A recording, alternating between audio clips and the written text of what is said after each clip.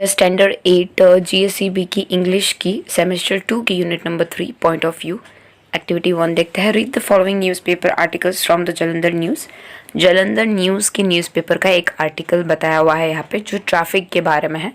Traffic की वजह से बहुत ज़्यादा क्योस हो जाता है, बहुत ज़्यादा झगड़ा जैसा माहौल हो जाता है, बहुत कन्फ्यूजन क्रिएट हो जाता है और किस हिसाब से म्यूनसिपलिटी कॉरपोरेशन जो म्यूनसिपल कॉरपोरेशन होती है वो ये चीज़ लाती है ट्रैफिक पुलिस के ऊपर। ट्रैफिक पुलिस ये गलती निकालती है लोगों की और जो लोगों के अंदर जो स्टूडेंट्स हैं वो गलती निकालते हैं प्राइवेट फर्म्स के बारे में। सो किस हिसाब से ये सारी सिचुएशंस ट्रैफिक जाम्स क्रिएट करती है और किस हिसाब से सबकी थोड़ी थोड़ी इरिस्पॉन्सिबिलिटी की वजह से जो ट्रैफिक जैम क्रिएट होता है, जो एनवायरनमेंट के लिए इतना नुकसान होता है, वो चीज़ यहाँ पर रिपोर्ट में बताई हुई है जो एक रिपोर्टर ने लिखी है। टाइटल कुछ इस हिसाब से था न्यूज़ का, chaos reign as a traffic rules are ignored by the Jatin Shah. कि झगड़ा जो ट्रैफिक रूल्स ना फॉलो करने की वजह से हुआ और इसकी वजह से जो इतना कन्फ्यूजन्स और इतना जो भीड़ भाड़ वाला माहौल था, ये जतीन सिंह ने लिखी हुई थी रिपोर्ट, इसलिए लिखा हुआ है बाय जतीन सिंह। जालंधर जनवरी 19 को ये पब्लिश हुआ था। Here orders are made to ignore and rules made to forgot. यहाँ पे जो ऑर्डर है वो इग्नोर करने के लिए बनाया गया है और जो रूल्स है वो भूल जाने के लिए। Kalos disagrees from the public inconvenience to the part of the municipal corporation, Jalandhar, and in indifference on the part of the traffic police is just the beginning of the problem that result in the chaotic traffic situation in the city. ऐसा माना जाता है कि municipality corporations के irresponsible होने पर और traffic police के रूल्स ना फॉलो करवाने को, ये दो मेन रीजंस को ट्रैफिक जो ये केओस हुआ है, ये केओटिक सिचुएशन हुई है, उसकी स्टार्टिंग मानी जाती है। इन 2006 the MC passed municipal corporation, MC means passed the order banning the parking of the scooters and the four wheelers along the tri junctions in front of our office। यहाँ पे 2006 में MC ने means municipal corporations ने एक law डाला था जिसके अंदर जो स्कूटर है और जो फोर व्हीलर है वो ट्राई जंक्शंस के अंदर ऑफिस के अंदर इन फ्रंट ऑफ पार्किंग करेंगे। But the roads leading from the PNB Chowk to the Jyoti Chowk is still today over crowded with randomly park vehicle. लेकिन सब इधर उधर पार्किंग कर लेते हैं। सो PNB चौक से लेके ज्योति चौक तक सारा जो पार्किंग है वो पूरा भरा हुआ है।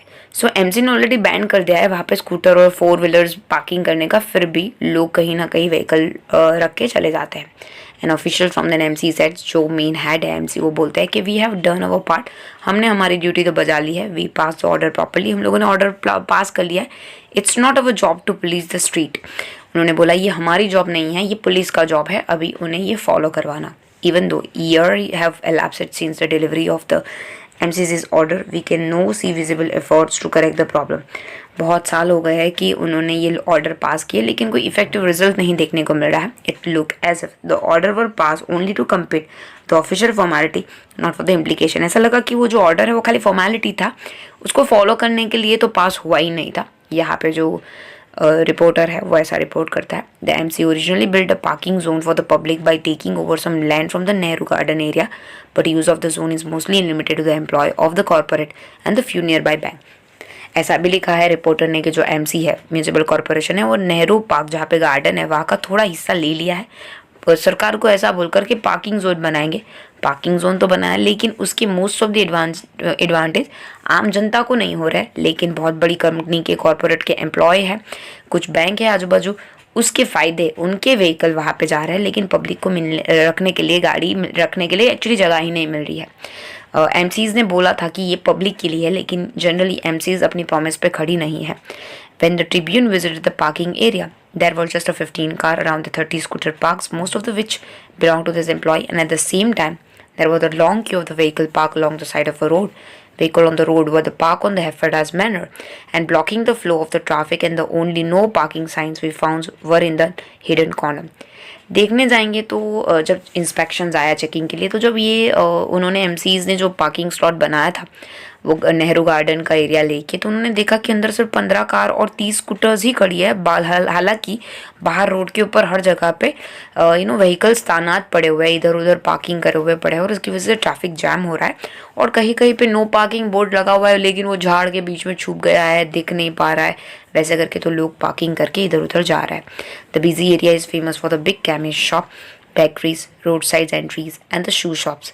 और वो जो एरिया है वो बहुत ही फेमस है बहुत सारी केमिस्ट शॉप के लिए, बेकरीज, रोड साइड्स, इटरीज के लिए, रेस्टोरेंट्स के लिए, बहुत सारे शू शॉप्स है। तो लोग आएंगे ही शॉपिंग करने के लिए। Rainak Bazaar and the Dilkusha market with their narrow lanes and heavy vehicles flow have turned into the nightmare for the shopper। ये जो दुकानें हैं यहाँ पे दो बाजार के नाम बताए, तो रैनक बाजार और द दिलखुश बाजार मार्केट। वहाँ पे इतने लोग शॉपिंग करने आते हैं कि वहाँ पे आपको व्हीकल का ढेर देखने को मिलेगा। जो शॉपर्स जो बाई करने आ रहे हैं उन्हें इतना ट्रैफिक जाम मिलता है कि उनके लिए तो कोई रात के सपने के बराबर हो। But the traffic police blame this nightmare on the same shopper. लेकिन ट्रैफिक पुलिस क्या करती है, ये सारा ब्लेम शॉपर के ऊपर डाल देती है कि शॉपर इधर है इसीलिए इतना ट्रैफिक हो रहा है। एक्चुअली ट्रैफिक पुलिस उसको कैप्चर ही नहीं कर पा रही है, उन्हें रूल्स ही नहीं लाद पा रही है उनके ऊपर। They claim that when the parking area was constructed on the building operated transfer basis on in August 2006, the public failed to utilize it। यहाँ पे ऐसा माना जाता है कि 2006 में एक नया लॉ आया था कि आप नई बिल्डिंग का कंस्ट्रक्शन करोगे तो आपको पार्किंग बनानी ही बनानी पड़ेगी। लेकिन जो कस्टमर है वो यूज़ ही नहीं करते वो पार्किंग का, भले ही वो इंस्टीट्यूट वाले ने पार्किंग बनाई हो, वो शॉपर वाले ने बनाई हो, लेकिन वो यूज़ ही नहीं करते, उसको यूटिलाइज नहीं करते। People here do not abide by the rules. The seems people would never run the traffic signal abroad, but here they need the constant supervision which is impossible, said the traffic police officer। Traffic police ने बोला कि हाँ rules है लेकिन लोग उसे follow नहीं करते। साइन बोर्ड भी लगाया लेकिन उसको भी फॉलो नहीं करते। अभी हम लोग का एक एक सेकेंड वो चीज़ें देखना, उसे टोकना वो इम्पॉसिबल है, ट्रैफिक ऑफिसर ने ऐसा बोला।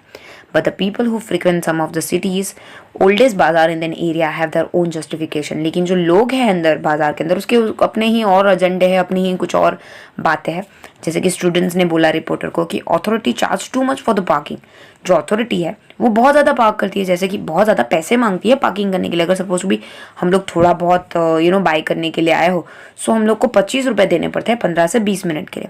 सो if you just wanted to guzzle a tomato soups and have a quick bite of a tikki corner you shouldn't have to pay the so much. वो बोलते अभी हम लोग सिर्फ यहाँ पे खाली थोड़ा टोमेटो सूप पीने आए हो और थोड़ी टिक्की, आलू की टिक्की खाने आए हो, उसके लिए 25 रुपये कौन देगा? यू शुडंट हैव टू पे सो मच। इतना ज़्यादा पे करने की ज़रूरत ही नहीं है, इसीलिए हम लोग यहाँ पे पार्किंग कर लेते। इतना ज़्यादा पैसे लेने की क्या ज़रूरत है? With the shopper floating traffic and the parking rule and the authority and the police indifference to the problem, the situation is doomed to the chaos। Actually यहाँ पे सबकी ही प्रॉब्लम है, म्यूनसिपल कॉरपोरेशन वालों की यहाँ पे गलती है। ट्रैफिक पुलिस उसे कैप्चर नहीं कर पा रही है, लोग उसे सहमत नहीं है, इसकी वजह से ये झगड़ों जैसा माहौल बन गया है। नेक्स्ट पोएम पढ़ते हैं, वो है blind man and the elephant by the John Godfrey Saxe. It was the sixth man of the Hindustans to learning much inclines who went to see the elephant, though all of them were blinds, and that each by the observations might satisfy his might। यहाँ पे India के 6 man पढ़े लिखे नहीं है इतना ज़्यादा, थोड़े बहुत पढ़े हुए हैं और वो लोग अंधे भी हैं और वो एलिफेंट देखने के लिए जाते हैं और किस हिसाब से सबके अलग अलग एक्सपीरियंस होते हैं वो एलिफेंट के बारे में और फिर हिसाब से लड़ते हैं। वो देखेंगे कि सबके पॉइंट ऑफ व्यू क्या है। जब आप एक्सपीरियंस करते हो कुछ चीज़ें तो आप सबके लिए वो अलग अलग एक्सपीरियंस होता है। तो इस हिसाब से जो ब्लाइंड है जो एलिफेंट को देखने गए हैं उनके लिए एलिफेंट का क्या एक्सपीरियंस है ये पोएम में बताया हुआ है। पहला जो अंधा होता है, पहला जो ब्लाइंड मैन होता है, उसके लिए एलिफेंट कुछ इस हिसाब से होता है। The first approach the elephant and happening to the fall against his broad sturdy sides at once began to bawl god bless me but the elephant is just must like a wall. जो पहला इंसान है जो elephant को जब touch करता है, वो ब्लाइंड है इसलिए देख नहीं पाता है, तो उसको बोलता है ये एकदम बड़ा सा है, एकदम साइड बाय साइड है, ब्रॉड है, और वो बोलता है कि गॉड ब्लेस एलिफेंट जो है ना एक वॉल जैसा है। सेकेंड फील करता है, second feeling of the touch cried हो what have we here, so very round, smooth, sharp, to me it's a clear, this wonder of the elephant is like a spear। Second जो होता है उसको एकदम smooth सा, round सा, smooth सा लगता है एलिफेंट, तो वो बोलता है ये तो किसी स्पीयर की तरह है, जो भाला होता है, तीर होता है, उसकी तरह है। थर्ड जब देखने जाता है तो वो बोलता है कि third approach the animal and happening to the take and squirming trunks within his hand thus the boldly of the spoke I see quoth the elephant is very like a snake. जो third होता है वो उसकी सूंड की तरफ जाता है, उसकी ट्रंक की तरफ जाता है, तो वो टच करता है तो बोलता है ये तो सांप की तरह है यार। The fourth reach out the eager hand and felt about the knee and what most is the wondrous beast is like it's mighty plain. He quoted that this is clearly enough the elephant is very like a tree. जो fourth वाला जाता है वो बोलता है कि तो इतना बड़ा है, उसके पैर तो देखो एकदम खंबे जैसे है, तो लग रहा है कि ये ट्री की तरह है। सो फोर्थ वाला उसे एज्यूम करता है कि वो एक ट्री है। The fifth who chanced to touch the ear said, Even the blindest man can tell me what is the resemble most. Deny the fact who can. This marvelous of the elephant is very like a fan. जो fifth वाला है वो उसको कान को touch करता है, तो बोलता है कि ये तो मोस्ट ऑफ दी लोगों की चीज़ों से वो डिनाई करता है, मना बोलता है। बाकी जो लोगों ने एक्सपीरियंस किया वो बोलता है मैंने कान जो देखा उससे तो मुझे लगता है कि जो एलिफेंट है वो फैन की तरह है, पंखे की तरह है। The six no sooner had begun about the beast to the group than the seizing on and swinging tails that I fell within his scope. I see the caught he. The elephant is very much like a rope. जो छठा होता है वो उसकी पूंछ को पकड़ता है, और जब पूंछ को पकड़ता है तो उसको एहसास होता है कि जो एलिफेंट की पूंछ है वो किसी रस्सी की तरह है। And so this man of the Hindustan disputes loud and long, each in his own opinion exceeding stiff and strong, though each was partly in the right and the all were in the wrong. देखने जाएंगे तो हिंदुस्तान से आए हुए ये 6 blind लोग एक दूसरे के साथ लड़ते हैं, ऊंचा बोलते हैं, अपने अपने ओपिनियन रखते हैं, स्ट्रांगली रखते हैं कि नहीं यार मैं ही राइट हूँ, लेकिन देखने जाएंगे तो सब गलत भी नहीं है और सब सही भी नहीं है। Moral, so oft is in theological war the disputes I win, rail on the other ignorance of what each others means and the prates about an elephant not one of them has seen. देखने जाएंगे तो जो war हो रही है world के अंदर, dispute सब अलग अलग रीजंस की वजह से हो रही है, अपने पॉइंट ऑफ व्यू की वजह से। यहाँ पे एलिफेंट का एग्जांपल देकर ये समझाने की कोशिश की हुई है कि एलिफेंट ने देखा सबको है, महसूस सबको किया है, लेकिन उनका एक्सपीरियंस उनके साथ डिफरेंट होता है। होपफुली आपको समझ में आ गया होगा। Thank you so much.